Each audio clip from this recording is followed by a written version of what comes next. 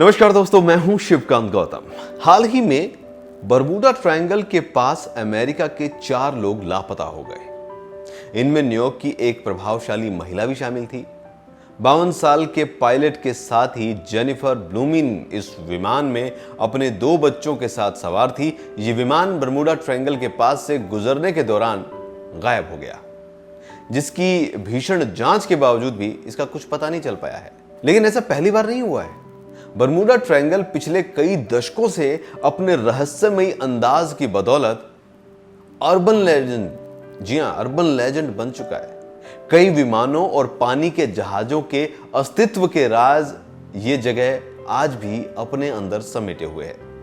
पिछले कुछ सालों में यहां कई ऐसी घटनाएं घटी है जहां विमान और शिप रहस्यमयी अंदाज से गायब हो चुके हैं और सालों जांच के बाद भी इन घटनाओं की गुत्थी सुलझाई नहीं जा सकी है। तो चलिए आज कुछ गुत्थियों के बारे में आपको बताते हैं। सबसे पहले बताते हैं फ्लाइट 1945 को। जी हां, 1945 में घटी इस घटना के बाद ही बरमूडा ट्रायंगल का रहस्य लोगों के बीच अपनी जगह बनाने लगा था।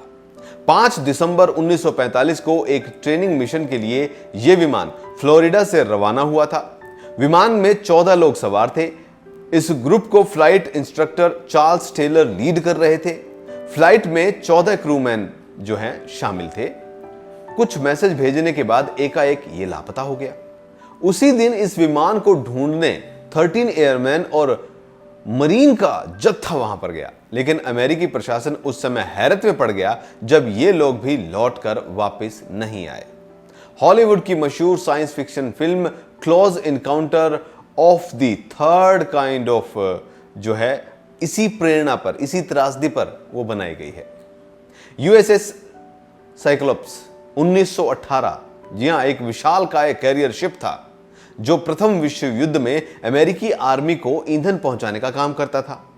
1918 में इस शिप में 309 लोग सवार थे और इसमें काफी सारा सामान भी मौजूद था।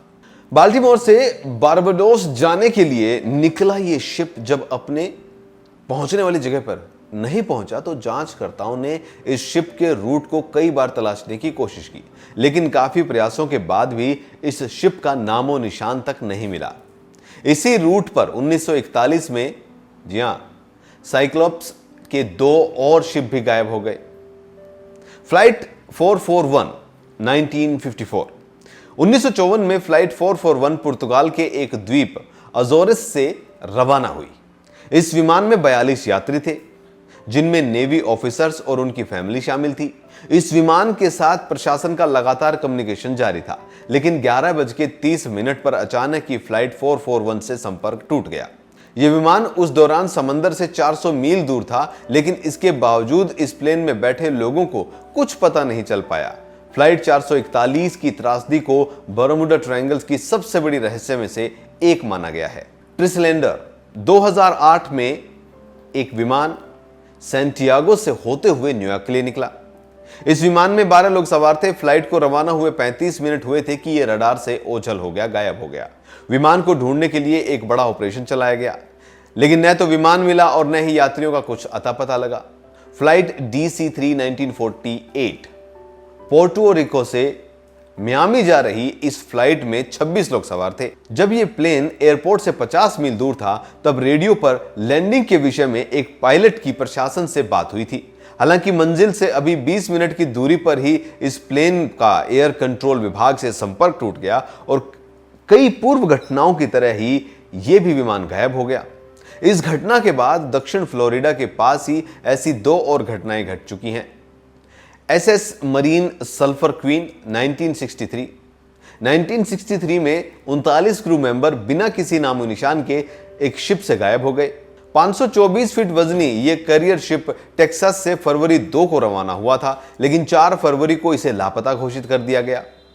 मैरी सेल्टेस 1872 में मैरी नाम का एक पानी का जहाज इटली से न्यूयॉर्क के लिए 1872 में रवाना हुआ था।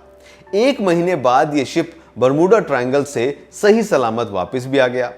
हैरानी की बात यह है कि शिप में मौजूद सभी लोग लापता थे, लेकिन उनका सारा सामान सही सलामत रखा हुआ था। इस जहाज में मौजूद लोगों का आज तक पता नहीं चला है। इस रहस्यमयी वारदात को आज तक कोई नहीं सुलझा पाया है। विचक्राफ्ट 1967। 1967 में विचक्राफ्ट नाम के एक केबिन क्रूजर का मालिक मियामी से शैरोलाइन पर क्रिसमस लाइट्स जो है देखने के लिए चलता है। वो चाहता है कि वो लाइट्स देखे। हैरानी की बात यह थी कि यह शिप तट से महज 1 मील ही दूरी पर था, लेकिन 1200 स्क्वायर मील जांच करने के बाद भी बोट का कोई पता नहीं चला। तो बरमूडा ट्रायंगल के ये वो कुछ रहस्य हैं जो आज तक सुलझे नहीं हैं।